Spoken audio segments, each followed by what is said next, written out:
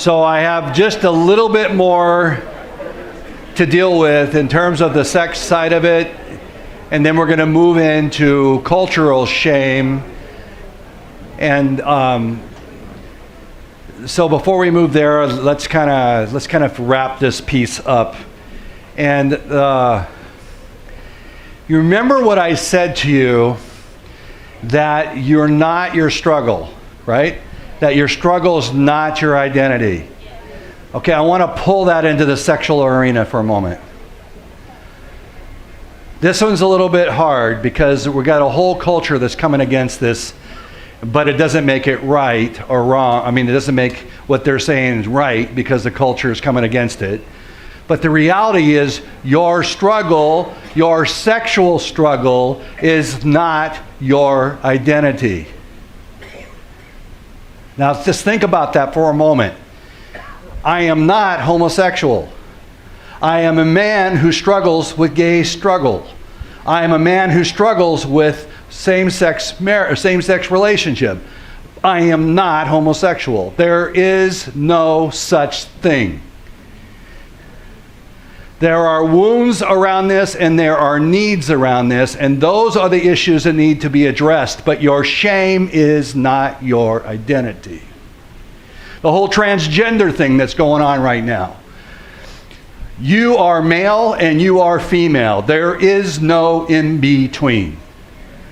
But because of the struggles we're in, the wounding that we carry, the unmet needs, those things tend to taint and actually become this thing that says, this is your identity. No, that is your shame. Your identity, you were created male and female. There is purpose for you being a man, and there's purpose for you to be a woman.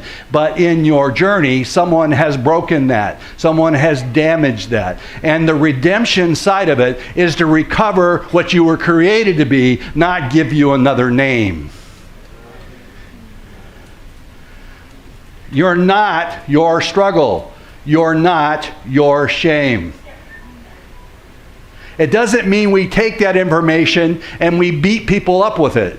I'm not doing that. I want you to hear the story, and we'll help you understand where I'm coming from.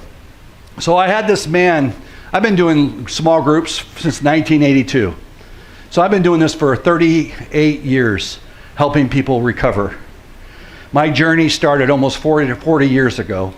But as I had this group going on and people were hearing about what was happening and the healing was happening, and this guy come up to me and he said, I've had every group in town throw me out. And he says, I'm wondering whether or not you will accept me. And I'm thinking, well, of course. And he goes, well, before you say anything, I want you to know what it is that I've been thrown out for. And he said, so I want to do a sex change. And I want to know whether you'll accept me in group if I do that. And I sat there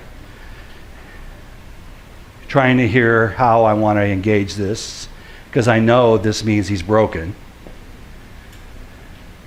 And the argument isn't going to be, no, that's evil, that's wrong, that's sin. If you do that, you're going to hell. That's not the conversation to have. And it's, that man is broken.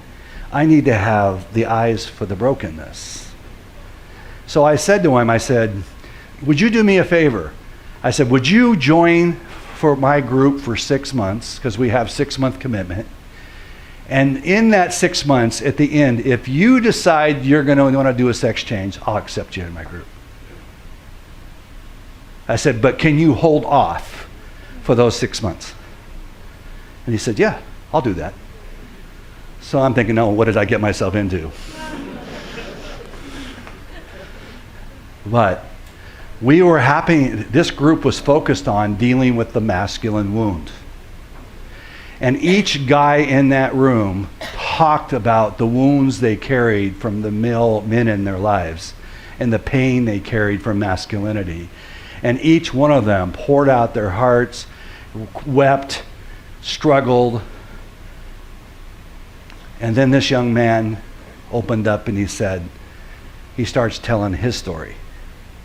He was the last one to tell the stories because he was scared spitless. But I wasn't interested in the story of, I want to do a sex change. I want to know the story of what's behind that. I want to hear what's the source to that. I want to know what's driving that thinking. So I'm not even interested in having that argument whether that's a good or a bad thing. I want to know what's going on inside. So as he began to share, he said when he was growing up that he had these overdeveloped breasts. And his dad would grab his breast and twist them and say, "What are you, a boy or a girl?" And then they would be in the house in front of family and he'd be twisting his breast and making fun of him and shaming him. He said, "I remember taking duct tape and taping myself tight and then wearing several layers of clothing to hide that overdeveloped breast. And that even though he did that, his father continued to shame him." And so in that, he began to start wetting the bed at 12.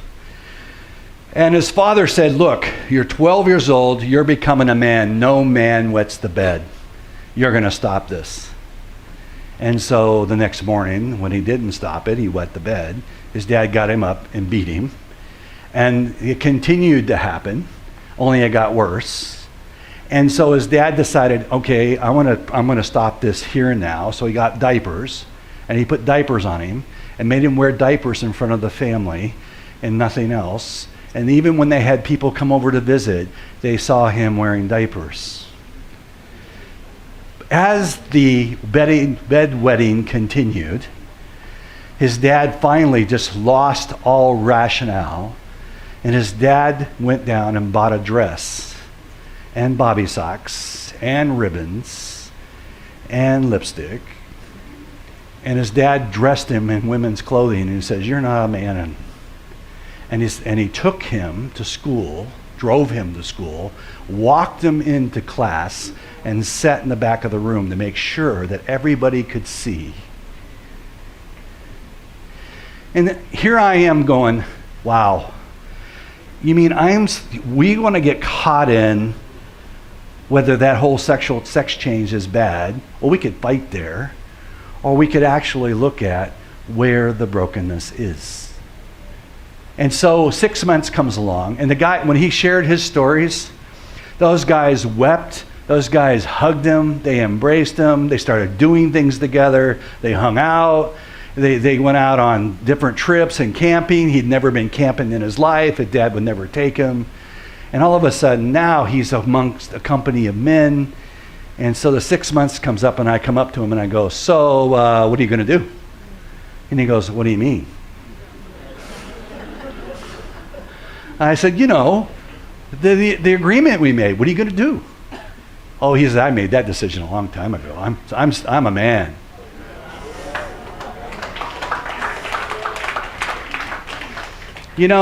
I'm not lessening the pain of someone who, think about this for a moment, someone so desperate and so much in pain that they're willing to throw away their whole identity to embrace another. That is not something I want to mock. That's not someone I want to make fun of or to demean. I want to help love them and embrace them and bring them to health. And how do I do that? I deal with their shame. I face that stuff with them and watch what takes place as their healing starts happening. Our sexual struggles are not our identity.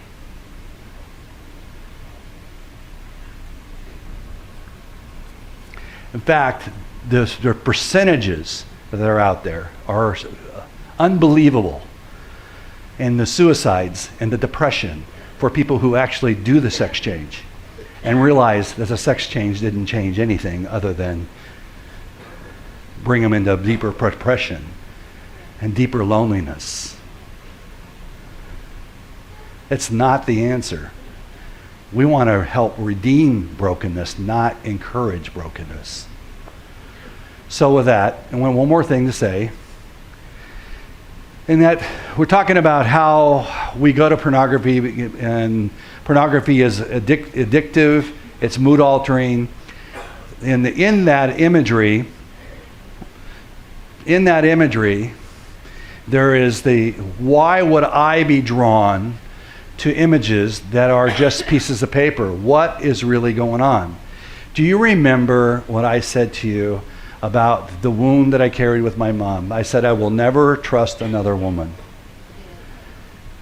So, if intimacy is my need, and I can't let a woman in because of what will happen, my path then is to create another path to get my need, quote unquote, needs met. Pornography, as toxic as it is, seems safer because I can control it. I can decide what I want, when I want it, how I want it, as much as I want it, and without ever risking the emotions, without ever risking the heart. You see, because it's an act of desperation. Why would a human being look to a piece of paper to meet my needs? It's actually desperation that's driving me to that piece of paper. It's not healthy for me to want to bond with a piece of paper or an image, something that's not fulfilling. It's empty. It's not going to meet my needs, and yet I'm driven to it. And that drive to it is more about what I'm not getting in my world than it is any other way, any other thing.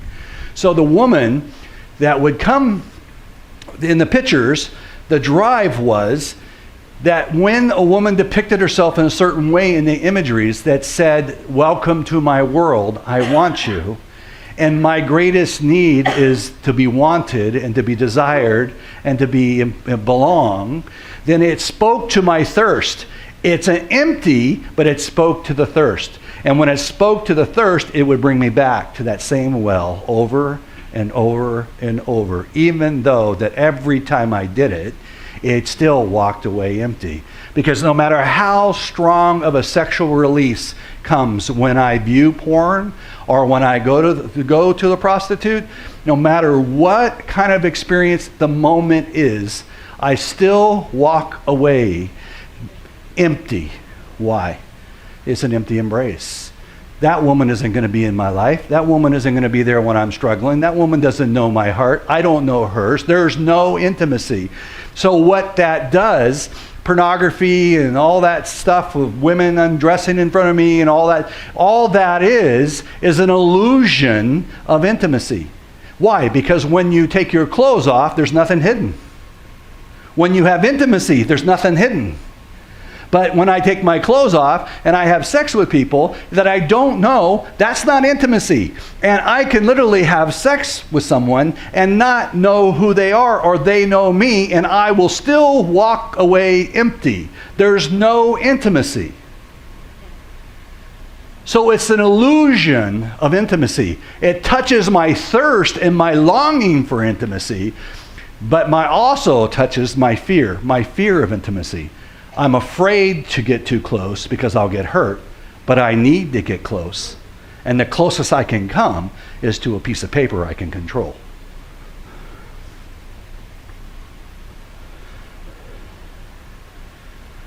So it is empty. It's an empty embrace. I'm a human being. You're a human being. There needs to be a heart connection. There needs to be depth in the relationship for it to ever be fulfilling. So, last comment around this. Jesus approached the woman at the well. And I'm going to paraphrase it. I'm not going to tell the entire story. So Jesus approaches the woman at the well, and she was prostituting herself. And she was going there at the time of day when no one would come to the well. It's too hot. And he approaches her there, and he says to her, in short, the well you're drawing from, she says she's been with 5 men. And he says to her, the 5 men you've been with will never quench your thirst.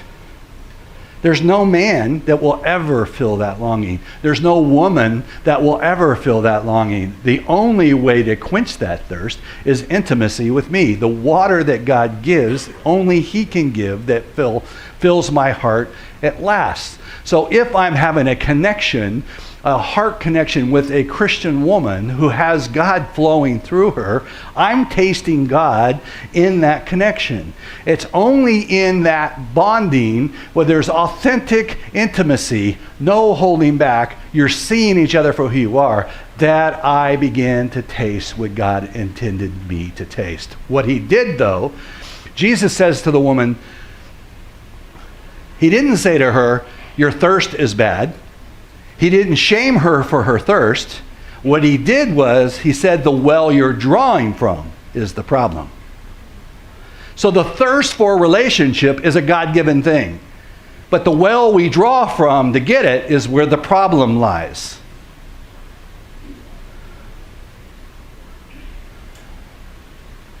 So, 2 questions.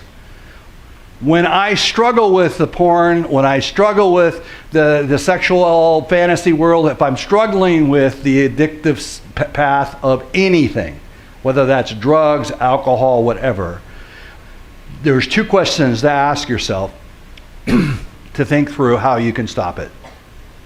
2 questions. Where am I hurting? Because you're using that as a way to cope with your unmet need, your unresolved pain. And the second one is, where is the unmet needs in my life? Another way of saying it, do I have intimacy? And for the most part, if we're honest with ourselves, we don't. Let me put intimacy in another frame. That you're in at least one relationship, one, where there's no self-protection.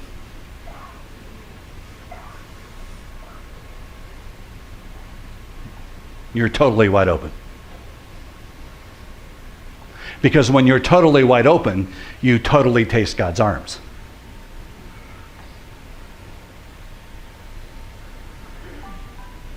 When I'm real, I taste real grace. When I'm real, I taste real love.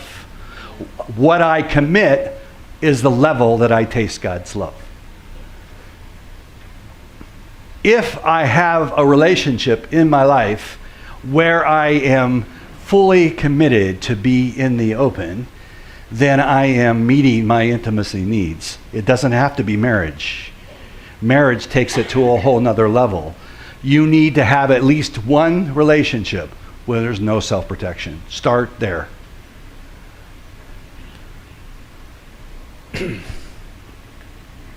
Okay. Any questions around that? Okay. So you can't do that with everybody. You don't want to say it to the whole world, here I am, because not everybody's safe, right? We already know that. Find at least one person that you can build intimacy with. And the word is build. One block at a time. I hand you my story, one piece of it, and I see how you handle it. And if you handle it well, I'll hand you something else. But if you don't handle it well, that's the last block you get. Right? You build it. That doesn't happen overnight. Weeds grow overnight. Oak trees take time. Take time to build those deep relationships. There's no such thing as instant love. No such thing as instant intimacy. Like you can take it out of a can or something and put it in water. It's not going to happen. You need to build it one block at a time. So you risk a little at a time. Good. You're handling this well. Good. Amen. You all right? Yes. Super. Okay, we're going to shift gears.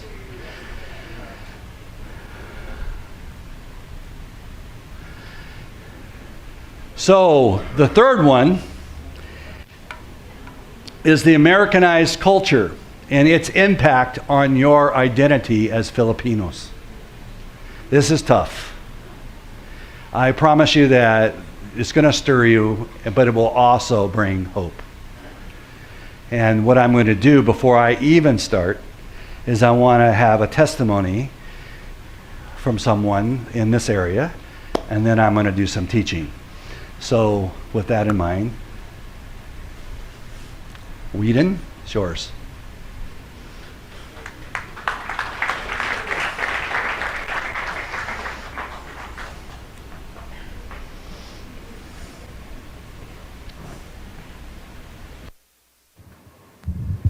Yes. Cultural. Who are we as a Filipino? Who are we as a race, as a nation? Thank you, Vermi. I'm with you. From the farthest thought I have way back, we have always loved foreign things, foreign products, foreign goods, imported things. Even as a little boy, I must have a Converse. It has to be Keds. When my son was growing up, it has to be a Jordan, a Nike Jordan. It's so ingrained in us. And it's gotten worse because we've become so brand conscious, and the brands that we love are foreign brands. And the media, the entertainment, when we looked at the power of advertising, the entertainment, the movies that we watch, we're all crazy and gaga about foreign products, foreign goods. Before it's only made in America, now it's also made in Japan and made in Korea, made in China. And it's deeper than that. We Filipinos were scattered in over 200 nations all over the world. More than 13 million Filipinos all over the world. We're the biggest, I believe we're the biggest race scattered all over the world and the most dispersed all over the world. And there's not a single Filipino town. In America and in other parts of the world, there will always be a Chinatown. There will always be a Japantown, a Vietnamese village, an Italian town, a German town. But to the Filipinos, we would assimilate. We would adapt. We are so good in adapting to the local culture. And somehow, our employers abroad, they love us. They believe in us. I would be talking to my Hong Kong friends and said, if it's a choice between a Nepali, a Indonesian, or a Bangladeshi, or a Filipino, they would always choose a Filipino servant. The same thing in Israel. There are 40,000 caregivers in Israel. And the Jews and Israelis would choose a Filipino over other nations as a caregiver. They love us Filipinos. And I've heard several testimonies, one after the other, that the families, the Jewish families, would even adopt the caregivers into their family and treat them as a family member. And more than that, when the elderly that they're taking care of would pass away, the Filipina or the Filipino nurse would be part of the will.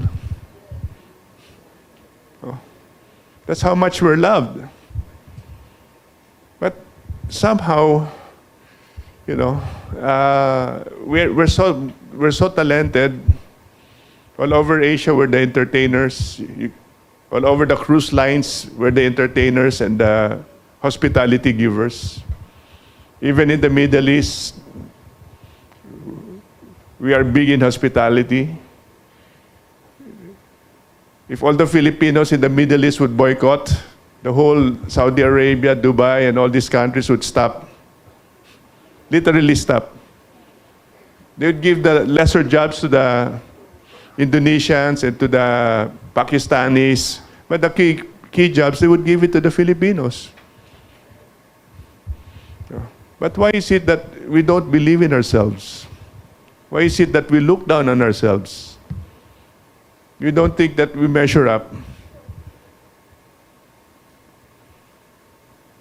When I was an activist in the 70s, I can still very well remember that we had a robust cottage industry, a robust small and medium industry, and there were attempts to move up to the heavy industry. At that time, we had more than 120 textile mills in the country. We have a budding shoemaking industry in Marikina, for example.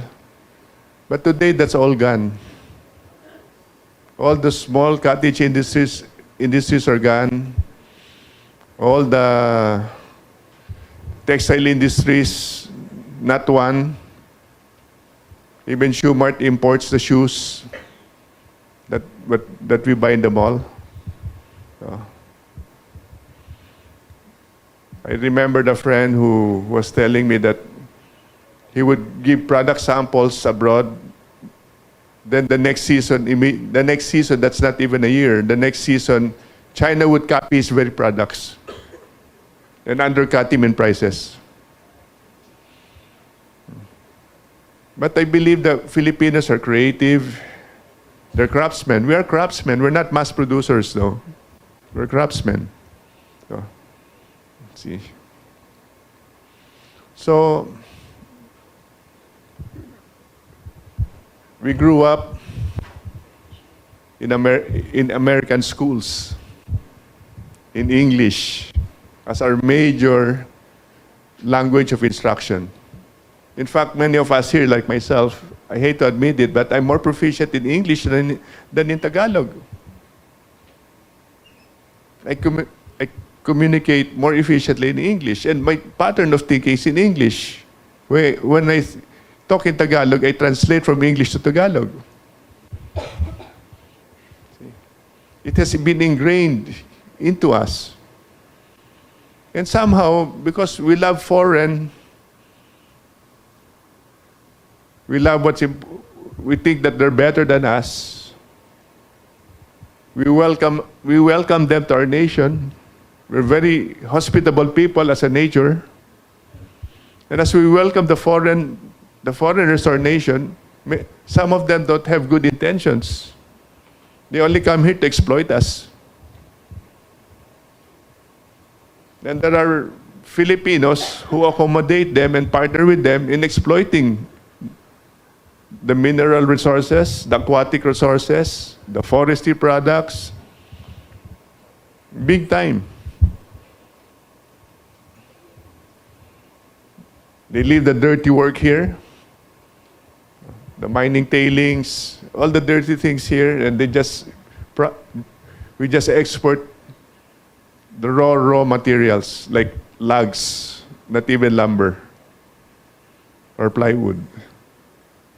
We export ore, not smelted metal or processed metal.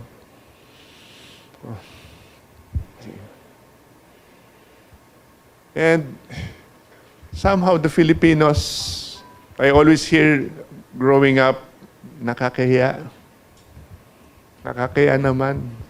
I always hear that from my parents, from within my family. No, we make decisions on covering up our shame. Because of hiya, we will decide against what's right, just to cover our shame. Because of hiya, we will decide over what is good for the person or for the relationship, just to cover our shame. Nakakahiya. And somehow, we have lost our soul. Because we're disconnected. to who we really are as a race, as a person, as a people, as a nation. Somehow there is that disconnect. We're trying to be something, somebody that we're not inside us. And we can be good at it. But it's not us, even though we're good at it. Even we're good in copying. The Filipinos is so good in copying that we beat India. You know, the call center was prospering in India. India was the #1 center for call centers. But the Filipinos is so good in copying the intonation, the diction, that we bested India, and the call center started shifting from India to Manila, to the Philippines. That's how good we are as copycats. Yeah. But all the while, we're not realizing who are we. And I can remember that when I was in second year college, we had in Ateneo, we had a very successful, sarcastic as it may sound, we had a very successful Filipinization week. Filipinizing the Filipino, Filipinization week. We were trying to Filipinize the Filipino. What an irony, you know. In the Ateneo.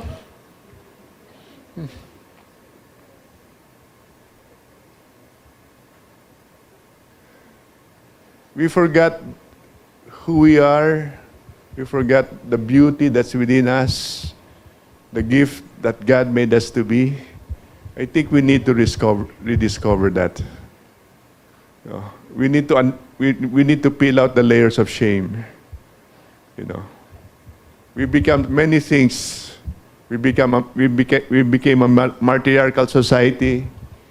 You know, the man has lost his voice in the family. You know, we've abdicated that to our spouses. No. It's not right.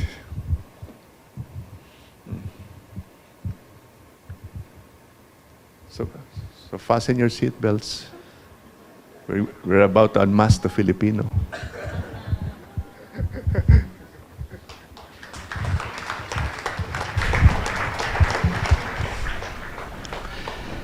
Oh, great story.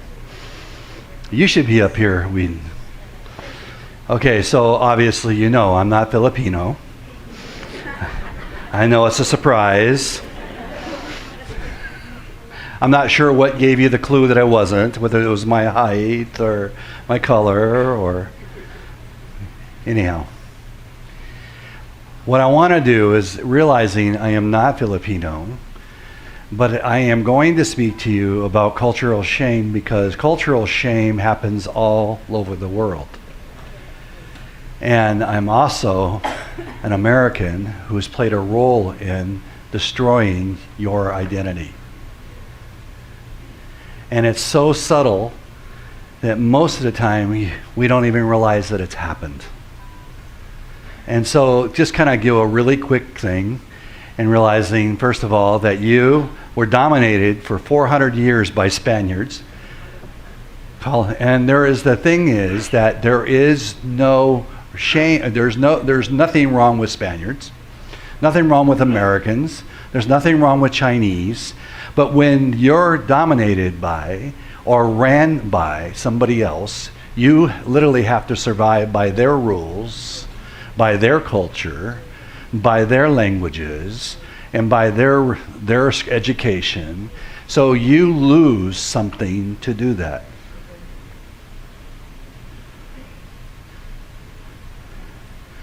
And when I think about that, I want to actually come back to this core thing, and we're going to build on this for a moment.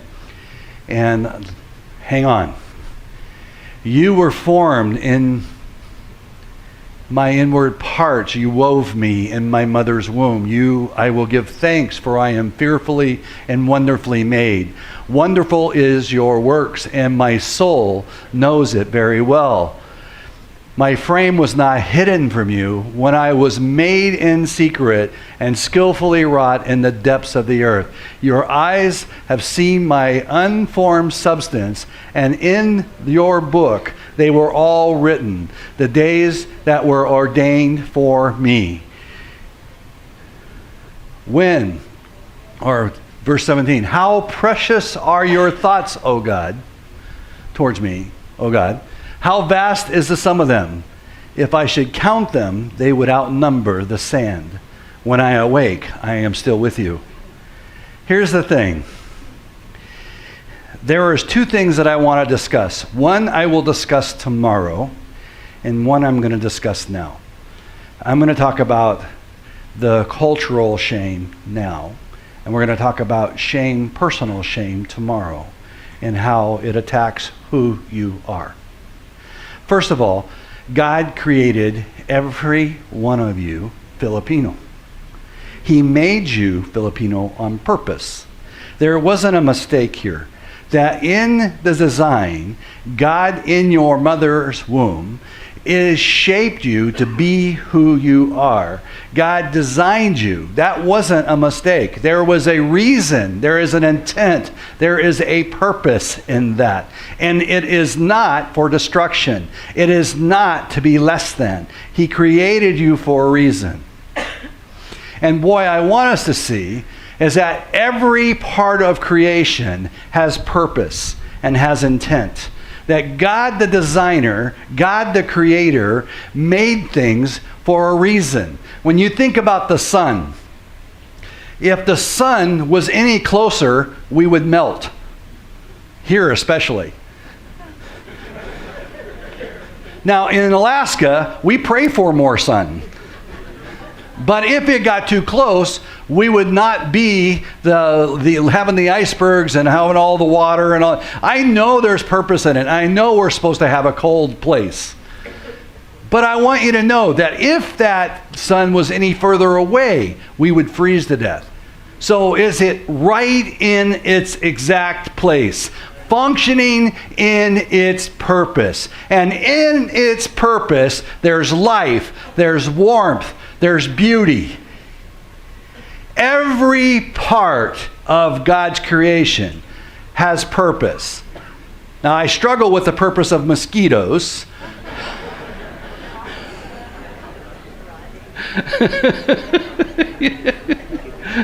Yeah. And there are some things that I don't quite get. God and I will have to talk about this. But for the most part, everything God puts his hands to has reason. So if that is true, and God created you who you are as a culture, he created you for a purpose, what is that?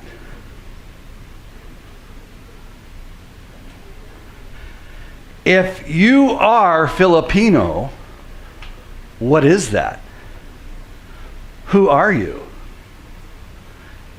What is the essence of what it means to be Filipino? Because if you're going to thrive as a country, as a race, it will be as you understand what God intended in making you, and that you own that, grab that, take that as your own, and then live in that. Because that's where God is best going to what? Work. So,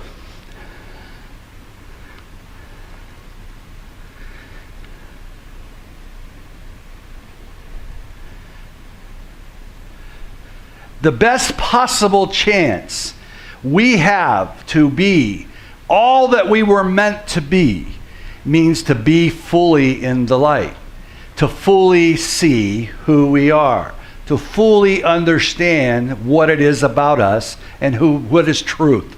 So this is the message that we have heard from him and declare to you. God is light, and in him there is no darkness at all. There's no shadows, there's no hiding, there's no pretending, there's no secrets. God is light. And if we say we have fellowship with him and yet walk in darkness, boy, I want you to hear this. There's a lot of ways we can apply this. I'm bringing it to the whole issue of your identity. If we're walking in the darkness of who we are, we're missing something really important. You see, because you were meant to shine. You were meant to be seen. I'm going to hit this, keep going here. Hang on a second. Here it is. And out of Matthew 5:14 and 16 says, "You are the light of the world. A city set on a hill cannot be hidden. Nor does anyone light a lamp and put it under a basket, but on a lampstand. And it gives light to all who are in the house. Let your light shine before men in such a way that you may be seen for your good works." Here's the thing. When I live in Alaska, as I showed you just little spots of that, and when I look at those mountains and I see the beauty and that there's a creator and that all of that is meant to be seen, and when I look at that, it brings glory. Glory to who? God. It says there's a creator. In Romans 1, it says that every man is without excuse because all of creation speaks there's a creator. So when we think about that, if you were created with the same purpose as I look at those mountains and they are seen fully, there's beauty there, there's greatness there, there's glory. Glory reflecting God's beauty. That they were meant to be seen, they weren't meant to hide, they weren't meant to be covered, they were meant for us to see so it could show God's glory. When you think about your own life, it's not meant to hide. It's not meant to be under the shade. It's not meant to be in darkness. You were meant to shine. You were meant to show a part of God that nobody else can do. Amen. You, as Filipinos, God designed you that way to show God's glory and God's beauty that not any other race can do.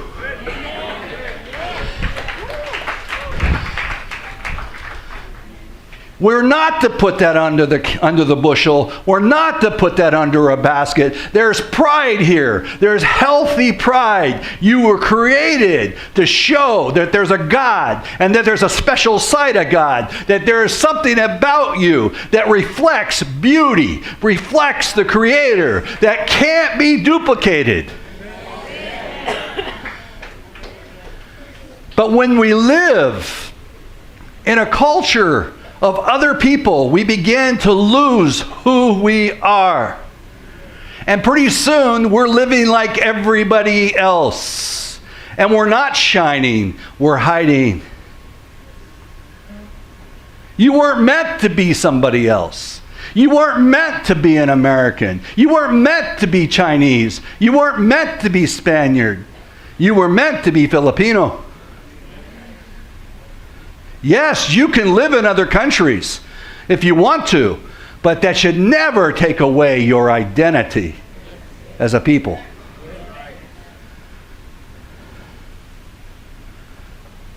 You see, the last 15 years I've worked with Alaska Native, and I was brought there to help develop programs to help them restore their culture and to restore their dignity and to help them change the world of addiction and suicide. You see that boys between the ages of 15 and 26 or 27 are killing themselves 5 times more than any other place in the world.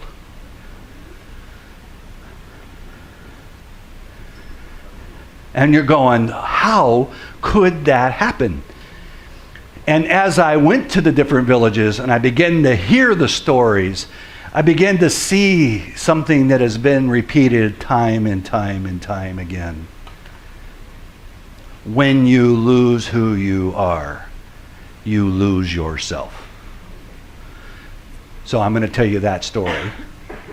You can draw your own parallels. But when they became Americanized, they became a part of the United States. Russia owned them first. You hear that word? Owned. And then Russia sold it to the United States without the natives' permission. Yet they're the ones that lived on the land. Well, they sold it. We bought it. Now we own it. And when we own it, you got to go to school. And you got to go to our schools. And you got to learn English. And because your names cannot be pronounced very easily, you're going to take an American name. You're going to take an English name. You're not the name that you've been given at birth. You are this. You are John. You are Joe. You are Peter. You're Paul.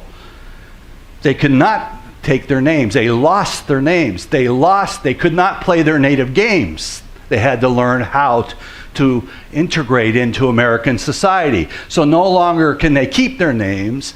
No longer can they play their games. They have to learn how to eat the American food that we have. They can no longer eat their native foods. And they can't wear their native regalia. They gotta fit in. So you've got a uniform you gotta wear. And that's gonna make you fit in. Do you hear what's happening? That in the middle of when we walked in, when the United States walked into Alaska, we sent missionaries in there to do the schools. And the law enforcement came into every village. And in that, they walked into the village and they said, you are all going with me tomorrow. And you don't have anything to say about it, parents. Or we'll arrest you. And so, therefore, they took the kids out of the village. They put them in boarding schools that were far away from their home. So they didn't see their kids the whole year. And because they don't live in a cash economy, they live in a subsistence lifestyle, they don't have the money to buy a plane ticket or to get their kids back. They live off the land. So what do? The one village said it like this. Our village was full of laughter and children playing, and the next day it was silent.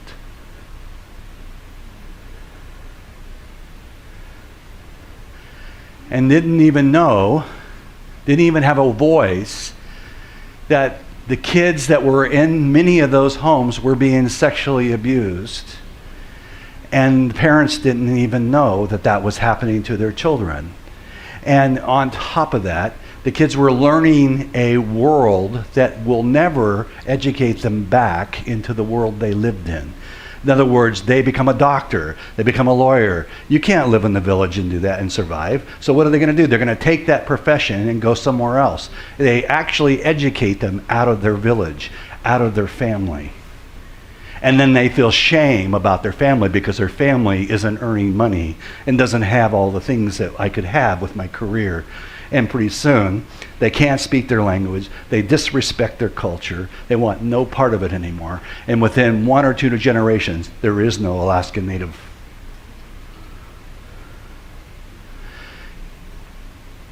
Over 1/3 of the native languages are gone and not recoverable.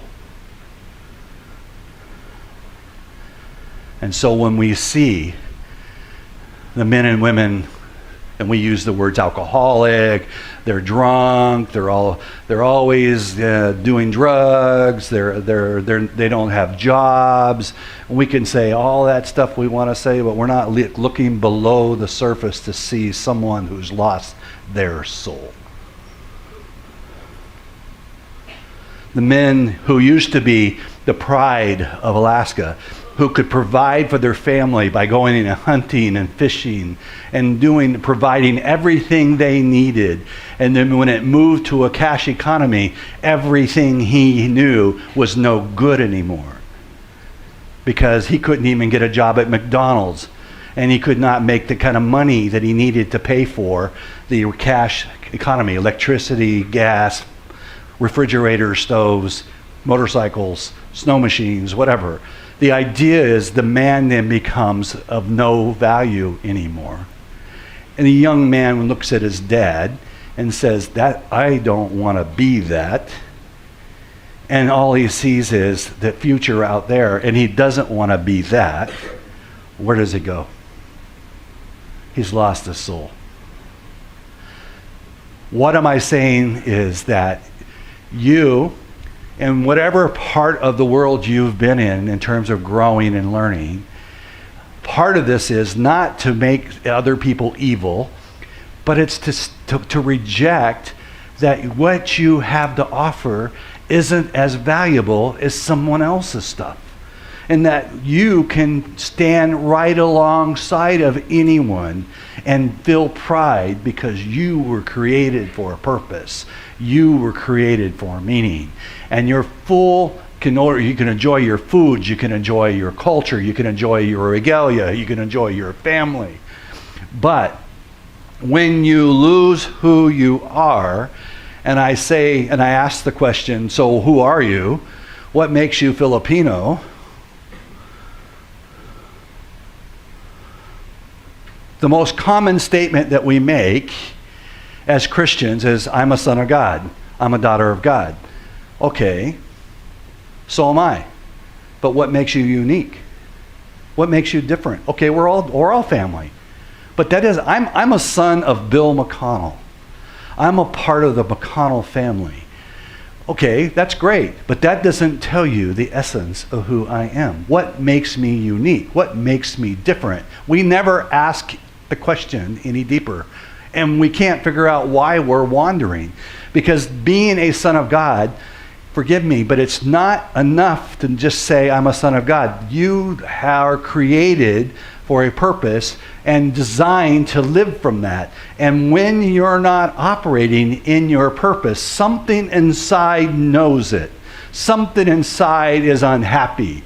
And when you can't figure that out, you go awry. And you have these other cultures that say, this is life. No, this is life. No, this is life. And you spend your life spinning. And reality is, to get your soul back is going to put you on a journey of what does it mean to be Filipino? What are your values? And I'm not going to answer that for you because I'm not Filipino. I have no right to answer that question. It's not mine to answer.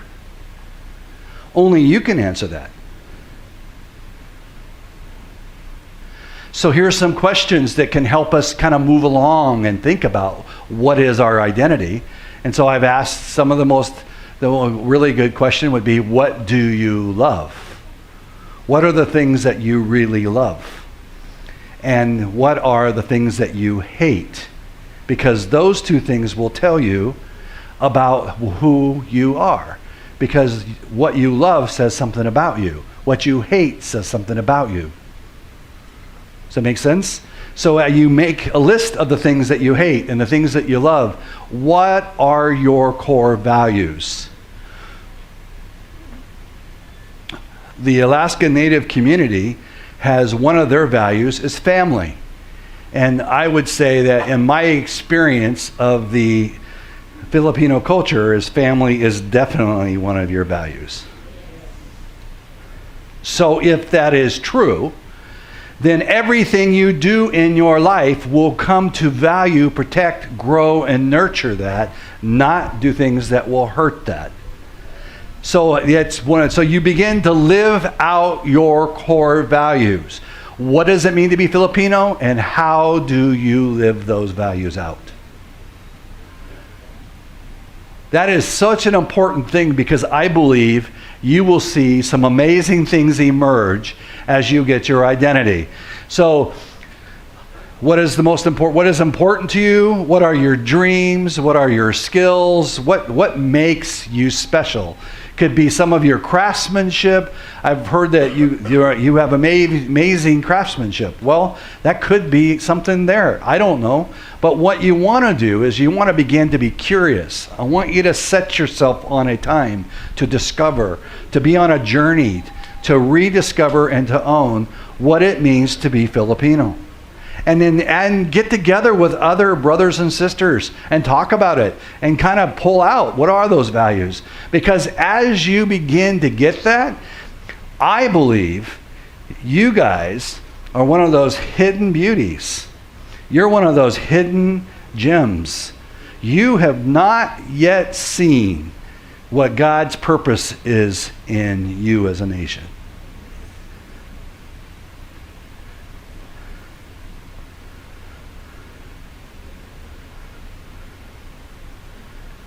But you'll never get there if you don't have purpose and intent of getting there and going there.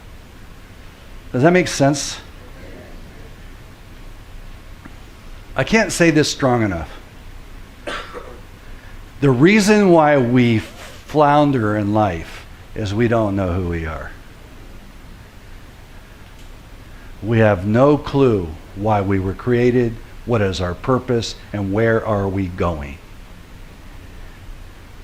Boy, what would happen if Filipino people grab a hold of your purpose?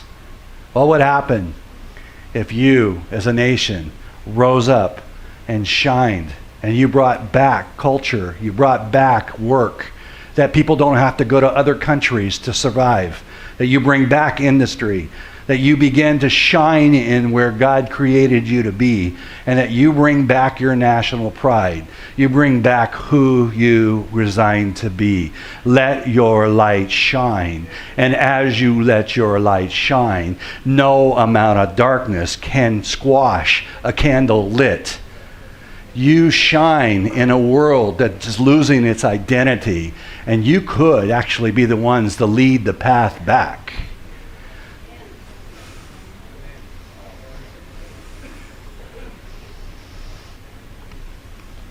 I'm hoping that this is getting into your spirit. Because shame causes us to hide. Shame causes us to recoil. Shame causes us to feel less than, that I don't have to offer what other countries or other people have. That is baloney or spam.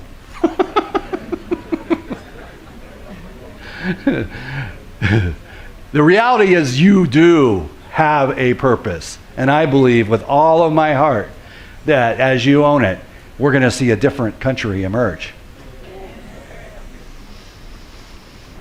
So let me pray with you. I want to do that here with this. Dear Heavenly Father, every man and woman in this room was created for a meaning and for purpose. There is a reason they are Filipino. They are your people. They are not less than, they are great, and they are your masterpiece. They are your gems. They are your treasure. They are something of value. It is a lie from the enemy that somehow, because of stature or poor or whatever language you want to use, none of that is who they are. Lord, I rebuke the shame, and I ask God for a revelation to open their eyes to begin to see who they are as a people. Hallelujah. Thank you, Lord. In Jesus' name, amen.